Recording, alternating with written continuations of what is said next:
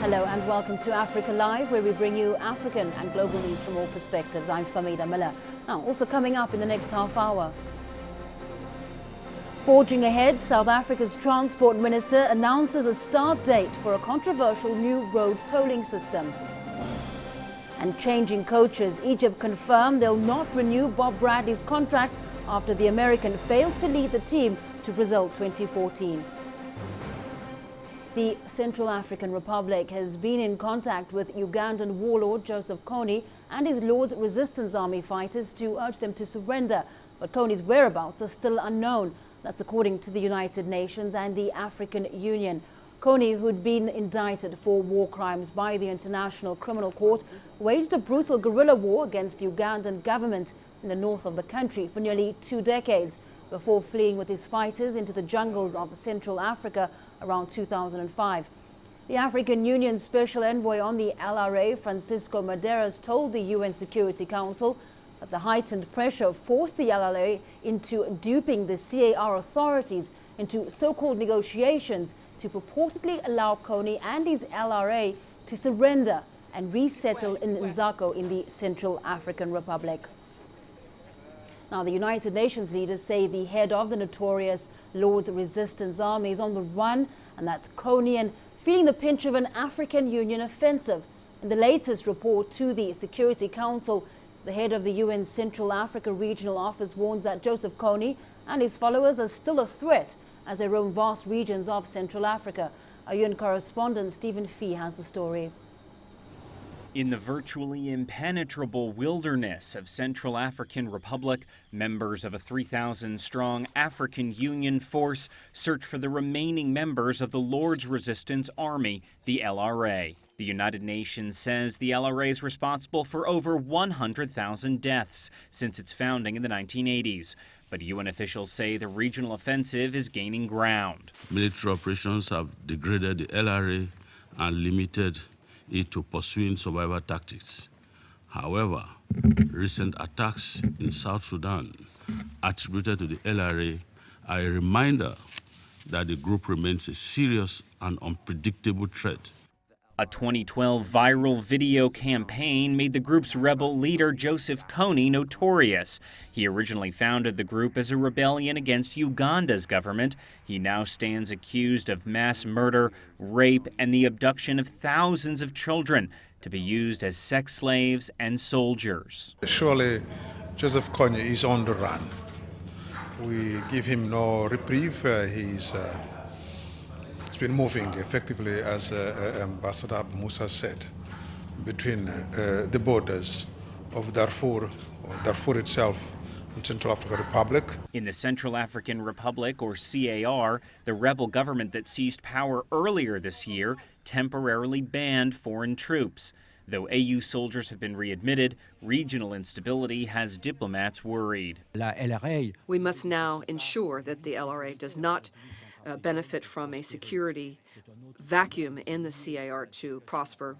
Each of the countries actually in which they operate face other even more immediate threats to the authority of those states to even exist. Michael Poffenberger founded the Resolve LRA Crisis Initiative. Its online tracking tool monitors LRA activity across the region. Progress has been excruciatingly slow, but continues to move forward. LRA attacks on civilians are down, and there's an indication that Kony, the LRA leader, has actually shifted strategy to no longer commit the large-scale massacres and abductions that are historically what the LRA is known for. Security Council members agree Joseph Kony is on the run, but when asked where Kony is, AU and UN officials say they just don't know. Stephen Fee, CCTV, New York. Now, the chief prosecutor at the International Criminal Court on Wednesday sought to prevent Kenya's deputy president from discussing his crimes against humanity case at a meeting of ICC member states. The annual meeting is turning into a forum for African leaders to vent their frustration with the world's only permanent court for crimes against humanity and war crimes, which they've accused of only targeting Africa. ICC Chief Prosecutor Fatou Bensouda lodged an urgent request that Kenyan Deputy President William Ruto should not be allowed to discuss his case or that of Kenyan President Uhuru Kenyatta at the meeting, where Ruto is expected to head the Kenyan delegation. The two are accused of instigating political unrest after a 2007 election in which more than 1,000 people were killed. Now, to discuss this further, we're joined in studio by Donald Rajbala, an advocate of the High Court of Kenya. Donald, welcome to Africa Live. Thank you.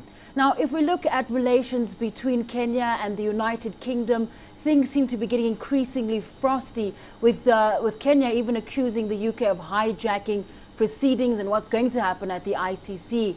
Where do things sit with them at the moment? As you have said, there's a difference of opinion. That is true. The UK have always stood by the fact that they want justice for the post-election violence victims, and they have also stated that they want trials to go on.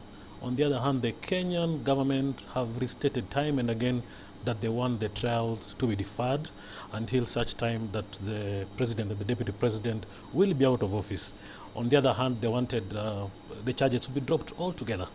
So, of course, they have differing opinions.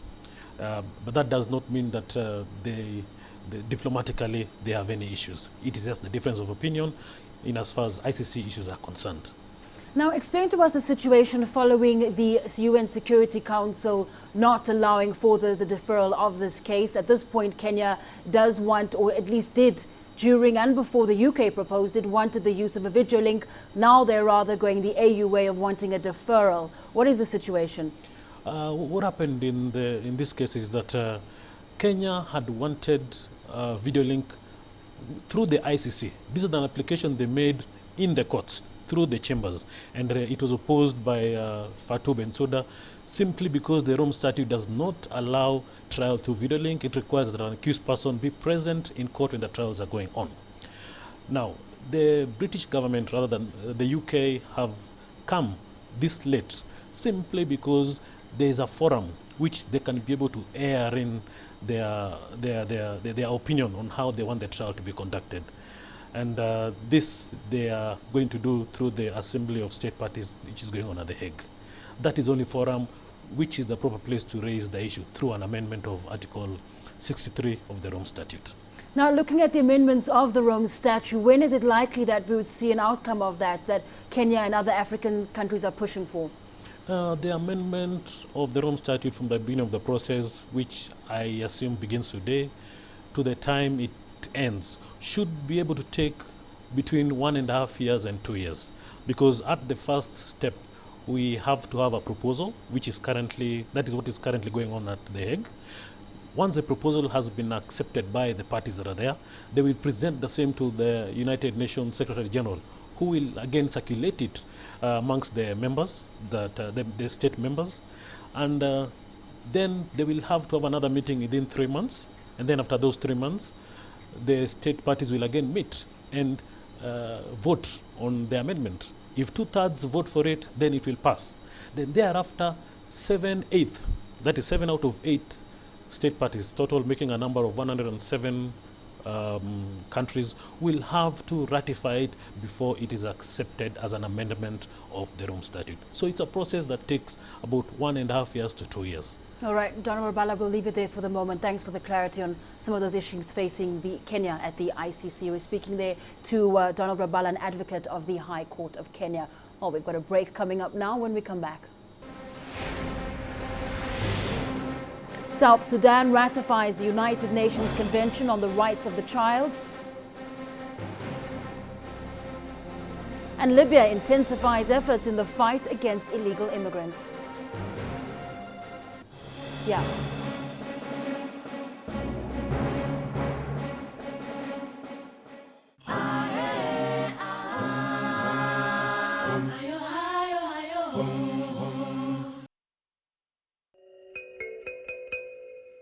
Uprooted from their homeland by 2 decades of bloody conflict, Kenya became the second home for hundreds of thousands of Somali refugees. Now it's time to start the journey back home. It's the beginning of a journey of hope. For many, it's a moment of both excitement and anxiety. The large number of undocumented refugees has created unprecedented security challenges for our country. We'll tell you why this week in Talk Africa.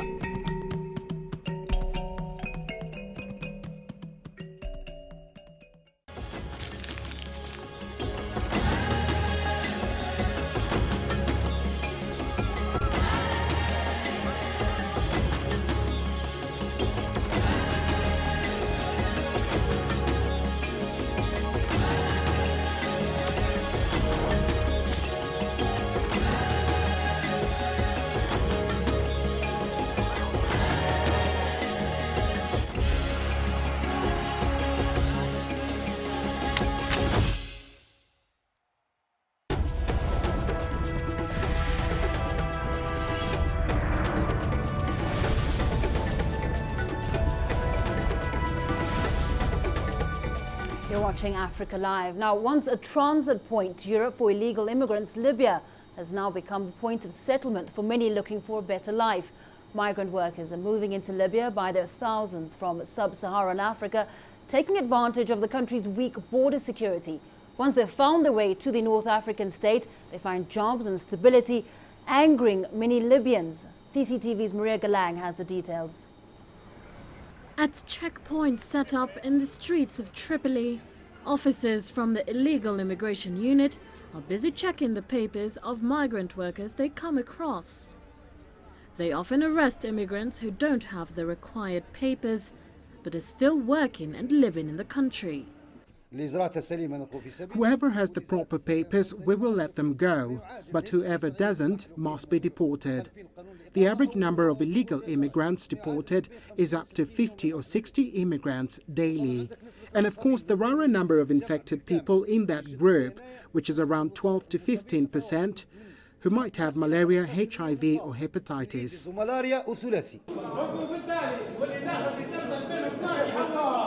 At the Immigration Medical Laboratory in Tripoli, doctors express concern as medical tests are conducted on the immigrants, reveal that many of them are infected with serious diseases. There are some immigrants who have correct resident papers and have correct paperwork, but they have diseases. This one is working in a bakery and his medical certificate expired in June 2013. He should have his certificate renewed and he needs to come here to do the required test. But since June, he is still working and he has hepatitis B. Libya has long been a transit point for migrant workers seeking better prospects in Europe. And only last month, more than 300 people drowned or were feared dead after a boat packed with African immigrants caught fire and sank off the southern Italian island of Lampedusa. Europe and the rest of the world think that immigrants are just passing through Libya, making it a passing point. But in fact, they settle here, they get jobs, and Libya is suffering from the diseases that they're bringing with them. Libyans say they are being impacted by the influx of foreign workers who make it to Libya only to discover that they don't have enough money to cross over to Europe.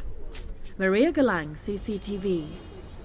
South Sudan's become the 194th nation to ratify the United Nations Convention on the Rights of the Child. As it enters its third year of independence, South Sudan, the world's newest nation, ratified the UN CRC on Wednesday.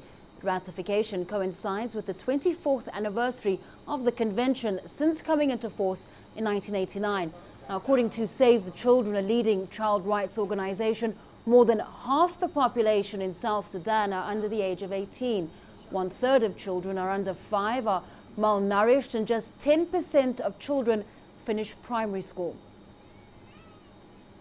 Now, to discuss more on South Sudan's ratification of the Child Rights Convention, we're joined here in studio by Ruth Cashell. She's the Senior Program Manager with Save the Children, the East Africa Regional Office. Welcome to Africa Live. Now, if we look at this convention that's just been ratified by South Sudan, what does it mean for the country in terms of protecting children's rights? The good thing of having this ratification means that you have a definition of the child, every person under the age of 18, and this goes nationwide. Furthermore, you have the best interest of the child, which is one of the guiding principles of the UN Convention on the Rights of the Child, and looking at areas in terms of protecting children from abuse, neglect, exploitation and violence, but also the right for the children to participate and their survival and development. So the convention has several articles, and these articles deal with all these 4 principles, but in relation to health, education, protection, as we've already said, non-discrimination of marginalized children. Now that you've established, or at least South Sudan has recognized the rights of the child, and considering that the country has at least half of the population under the age of 18, without the ratification, how difficult was your job in that country? Before the ratification, South Sudan did have a Child Act of 2008. However, with the ratification, there puts measures where the government of South Sudan can now report to the UN committee, and this report will be done after 2 years and thereafter every 5 years. So you're putting in place for Save the Children International and other organizations a monitoring and reporting mechanism. And this is very important because then you harmonize various laws in the country with the UN Convention on the Rights of the Child. But secondly, you give the opportunity for civil society organizations to prepare an alternative report. So you have the state party report, but they can also prepare alternative reports. So Save the Children International partners with civil society organizations to prepare this alternative report. Now, what are some of the challenges faced by children in South Sudan that Save the Children has come across? There are several challenges. One of the main challenges is having quality primary and secondary education. As you rightfully mentioned at the beginning, there is very few children who are finishing primary education at 10%, but also good health care. It's important to ensure that under 5 mortality rates go down and children do not die from preventable diseases. And this is what Save the Children has been working on. But also to ensure that the government puts funding and resources behind sectors and ministries relating to children. And then finally, ensuring that children are protected from all abuse, neglect, and harm and exploitation. All right, Ruth, we'll leave it there. Thank you so much for those insights. We're speaking there to Ruth Cashell from Save the Children. Now let's have a quick look at some other news from across the continent. Egypt's Army Chief General Abdel Fattah al-Sisi says the army is determined to fight militants after 10 soldiers were killed by a car bomb in the Sinai Peninsula. In a televised speech, Sisi says the deaths of the martyrs only add to their determination to ensure that Egypt remains safe. In Wednesday's attack, soldiers were traveling by bus in a convoy on the road to the Rafah border crossing with Gaza. 35 others were also wounded. Nigeria's House of Representatives has approved a 6-month extension of a state of emergency in 3 northeastern states. The move comes as President Goodluck Jonathan called to extend the emergency rule in Borno, Yobe and Adamawa states, where the military is battling Boko Haram militants. President Goodluck Jonathan earlier ordered extra troops into the northeast in an effort to crush Boko Haram, which has killed thousands of people during its 4-year rebellion. The counting of votes in Mozambique's 4th general election started at the country's 12,000 polling stations. Final results are expected to be announced within 15 days of the election. Frelimo, the government's ruling party, looks set to maintain its dominance since independence from Portugal in 1975. But MDM, a new opposition party created 5 years ago, hopes to retain its mayorships of Beira and Kilimani, establishing itself as a force in the next presidential elections in 2014.